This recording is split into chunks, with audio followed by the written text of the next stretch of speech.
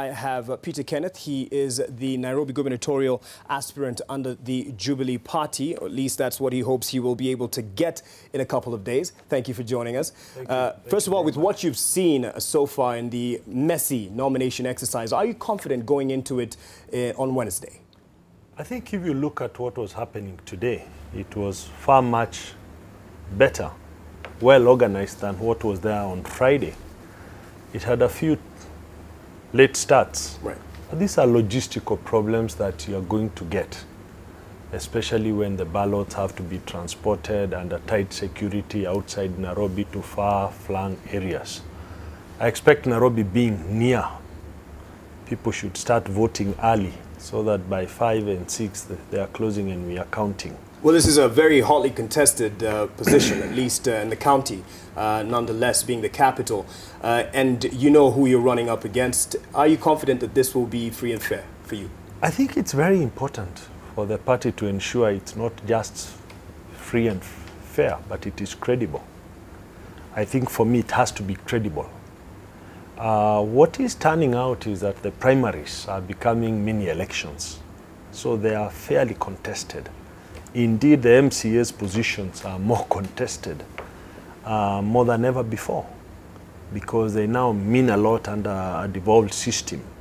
So this is the second time that MCAs are going as MCAs, so it's heavily contested. As a capital, of course, it goes without saying why someone would want to run for Nairobi.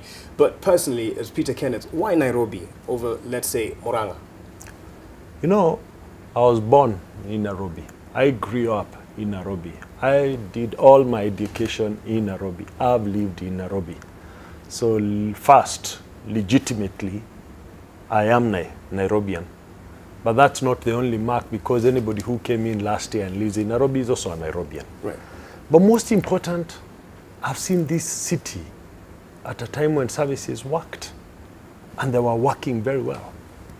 Be infrastructure, water, healthcare, education, garbage collection, environment, they were working. You're saying you've been born in Nairobi and that's why you're running, I mean, at least to change the face of Nairobi as it is right now.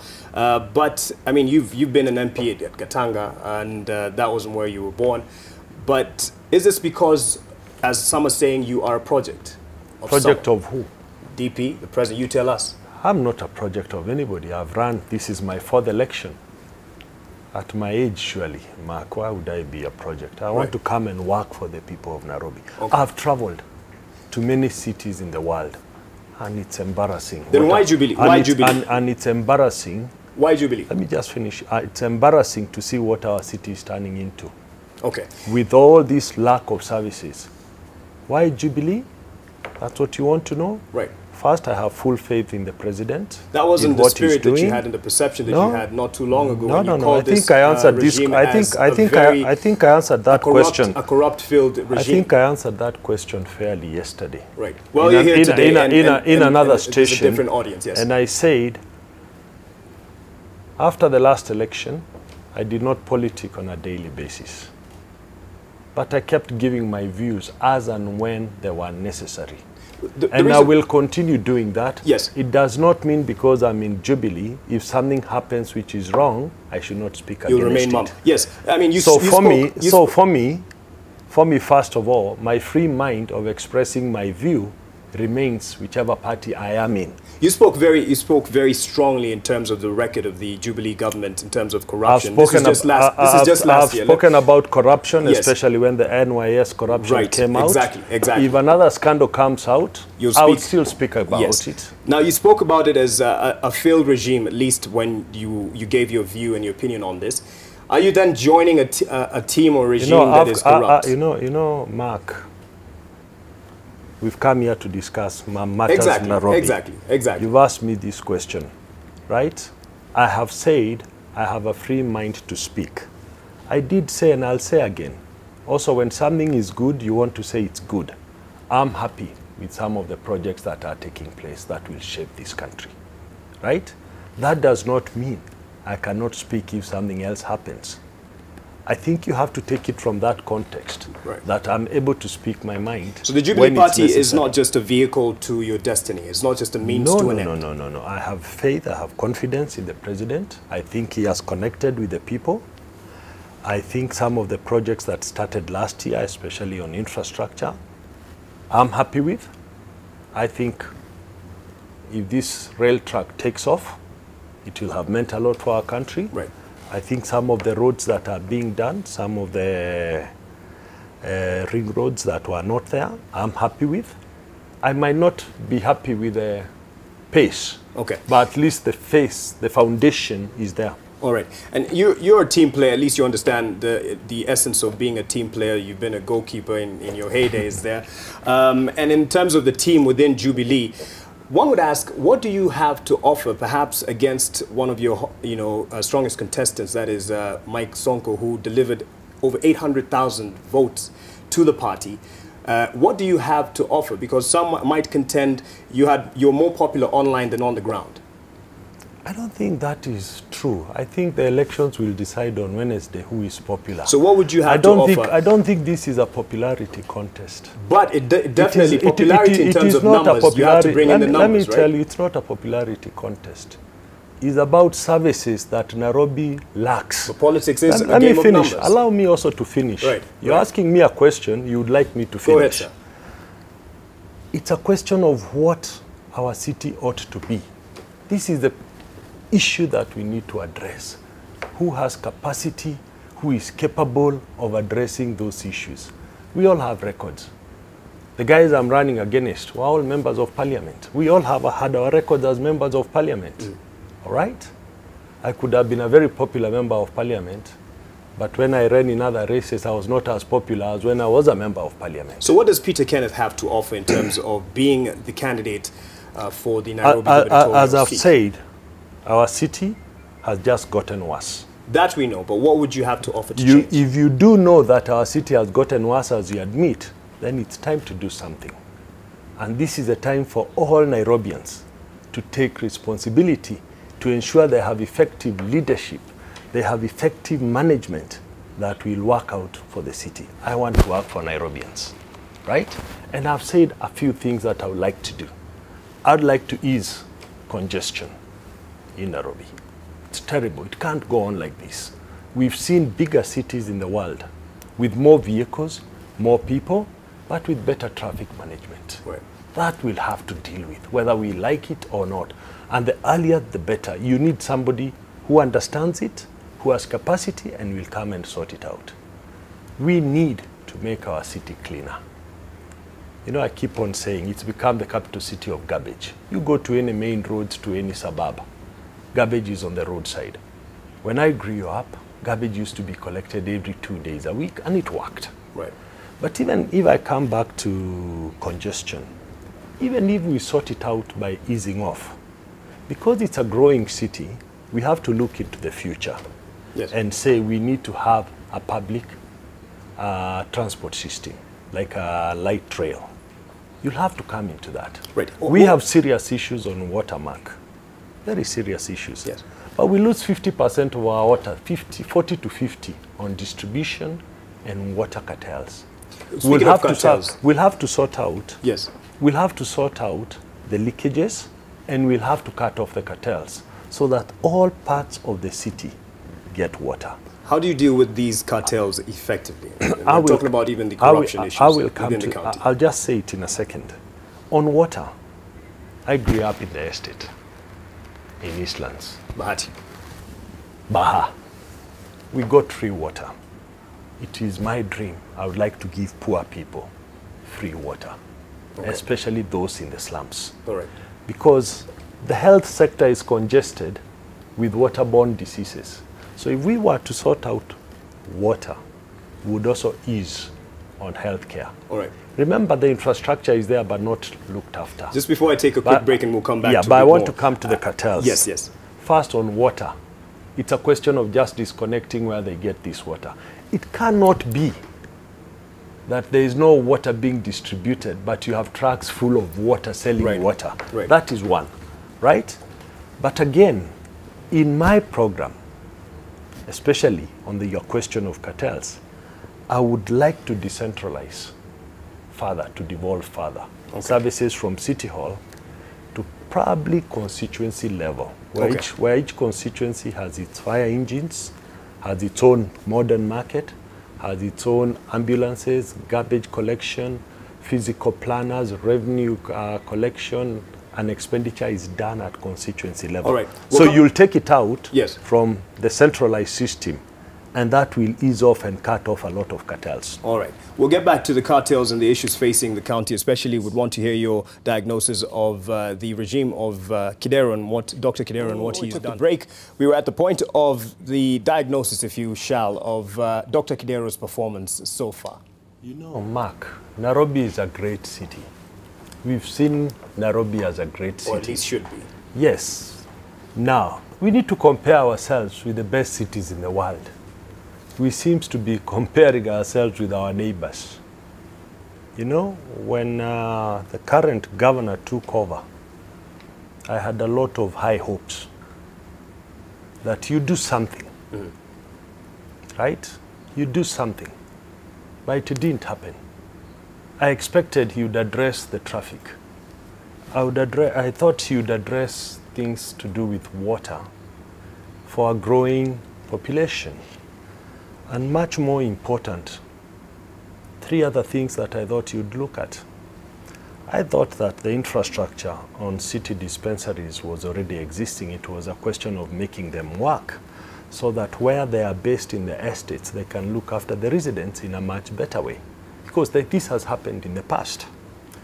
On city schools, I went through a city school.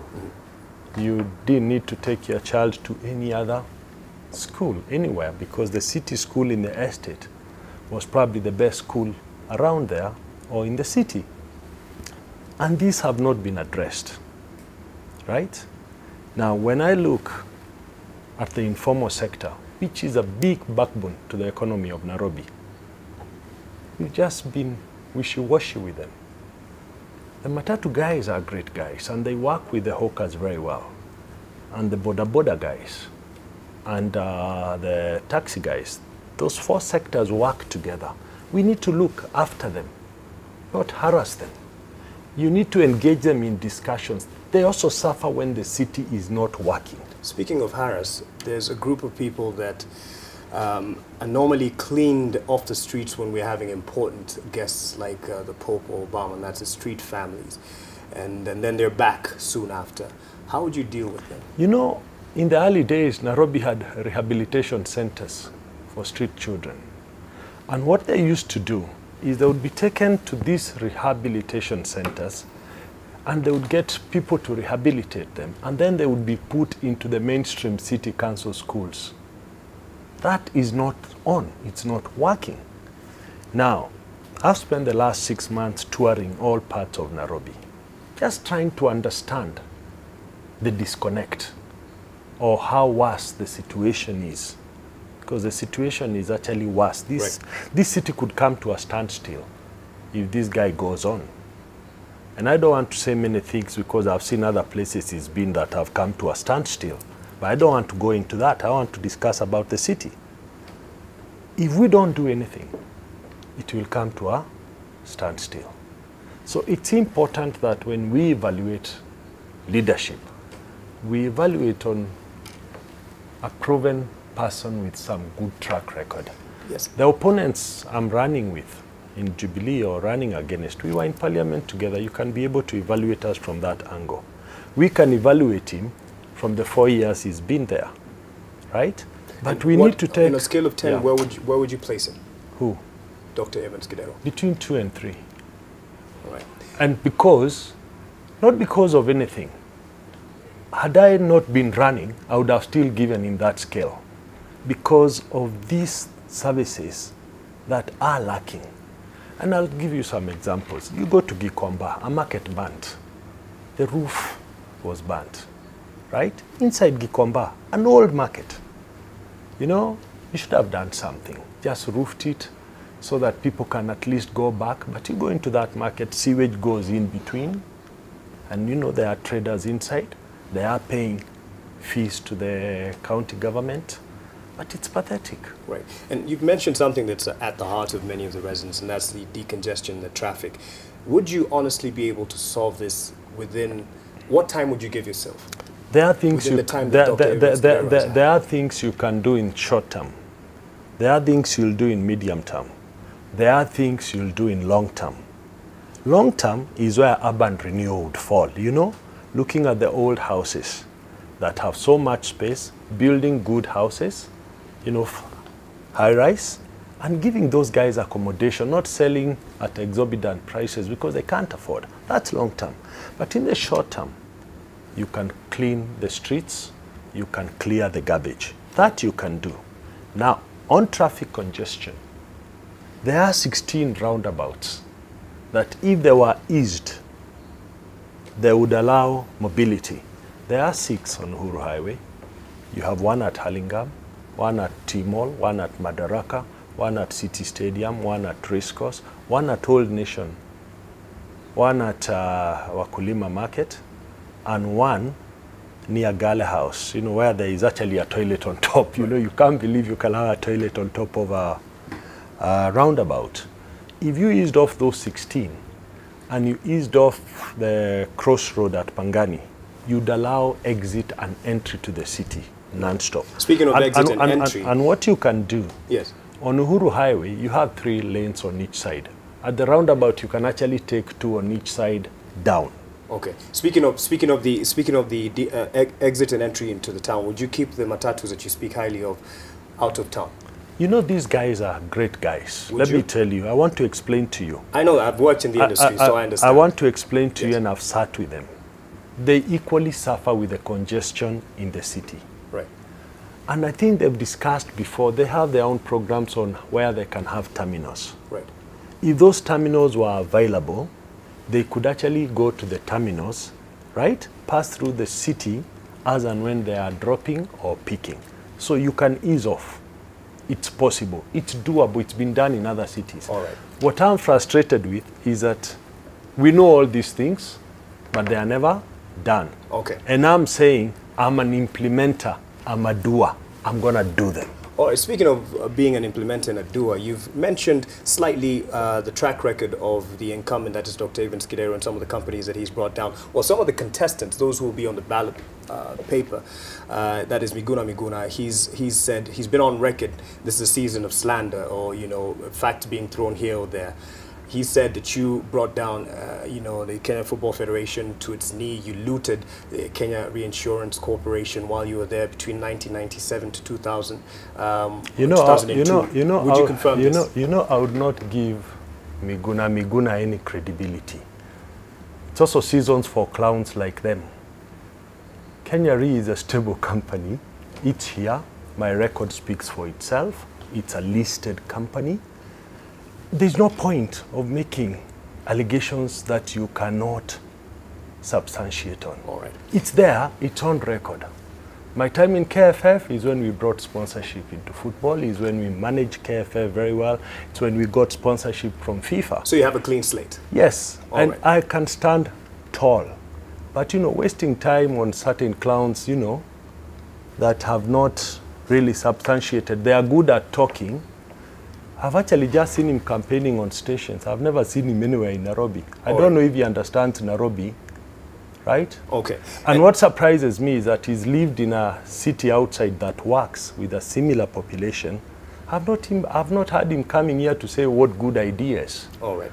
And you know, I think at the end of this election, it will not be come, baby, come. It will be run, baby, run. He'll run away. All right, and hopefully he's watching. He'll respond to that. But now, in conclusion, we're getting ahead of ourselves because we're talking about it as if you're in office already. Well, the nominations are on Wednesday, and say fate would have it that someone else, let's say Mike Sonko, would have it. Would you support him? First of all, I think that would be a disaster for the city. But much more important, I think what I'm looking for is a free and fair, credible election, right, where Nairobians who really feel the pinch take part in. And I want to appeal to Nairobians from all over. Right. the entire 2.3 million voters in Nairobi, this is your time to make a decision. All right. And it's your time to make a decision because everything that doesn't happen in Nairobi affects you. Okay. And if you don't do it, if you don't come out in large numbers on Wednesday, you'll actually be failing the city as a Nairobian. Okay. Thank you very much, Peter Kenneth, for your time. And of course, a lot has been said that we'll get some responses moving forward. Well, the nomination's on Wednesday. We'll be covering it. You'll be watching, and we'll see the result come forth.